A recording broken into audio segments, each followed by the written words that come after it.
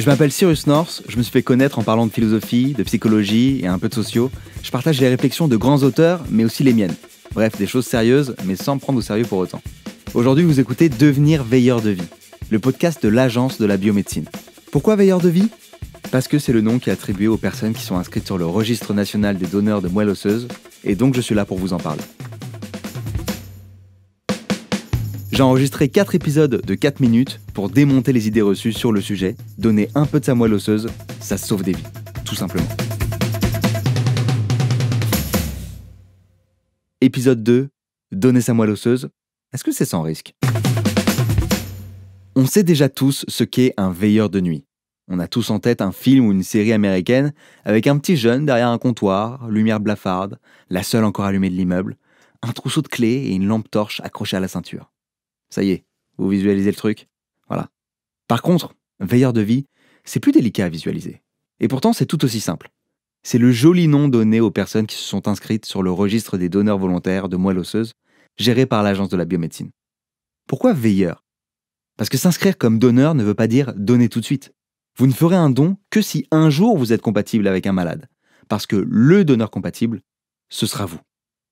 On est les premiers en soirée à chanter à tue-tête sur du Enrico Macias « Donnez, dodo, donnez ». Eh bien là, ça prend tout son sens. Et c'est pour la bonne cause. Pour donner, il y a 2 modes de prélèvement. Il y a d'abord la version, que personne ne connaît, par un prélèvement sanguin. Et ce, dans 80% des cas. Ni vu, ni connu, aussitôt terminé, et c'est déjà oublié. Un peu comme un candidat éliminé au premier épisode de Top Chef, quoi. Le don se fait alors simplement par une longue prise de sang, à la seule différence que vous aurez le temps de regarder quelques épisodes de votre série préférée.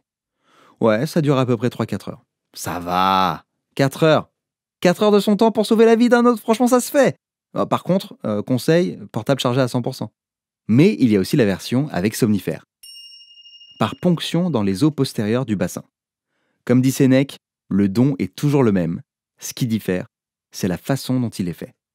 Bon, il l'a dit dans un autre contexte, mais je trouvais que ça collait quand même vachement bien. Mais rappelez-vous, c'est bien de moelle osseuse dont on parle, pas de moelle épinière. Dans les 2 types de prélèvements, aucune douleur et un personnel médical tellement aux petits soins que vous recommanderez le séjour sur TripAdvisor. Vous aiderez peut-être quelqu'un à l'autre bout de la planète, ou bien le fils du boulanger, la gardienne de l'immeuble, ou encore la mère du gars là qui habite au 4e et qui écoute du Jul là, et le vendredi soir il fait des soirées et tout. Mais si, peu importe, l'essentiel, c'est le résultat. La solidarité se trouve sous différentes formes, mais dans le cas présent, elle n'est ni pécuniaire, ni douloureuse, ni nominative, ni contraignante. Et en plus, on peut avoir un mot du médecin pour ne pas aller bosser.